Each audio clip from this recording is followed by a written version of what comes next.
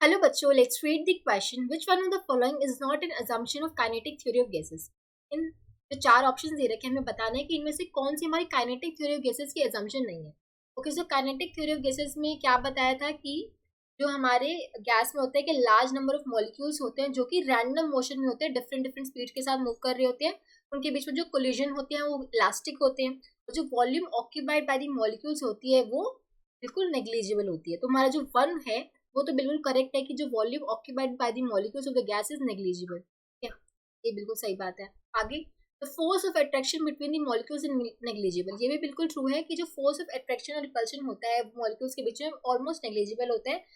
सिर्फ जब वो कोलाइड कर रहे होता है तब उनके बीच में फोर्स होता है, अदरवाइज जो force of attraction between the molecules होता है वो नेग्लिजिबल होता है। ठीक है, आगे बोल रहा है कि collision between the molecules are elastic. ये भी बिल्कुल ट्रू है कि जो कोलिजन्स होते हैं मॉलिक्यूल्स के बीच में वो बिल्कुल इलास्टिक होते हैं, there is no loss of energy.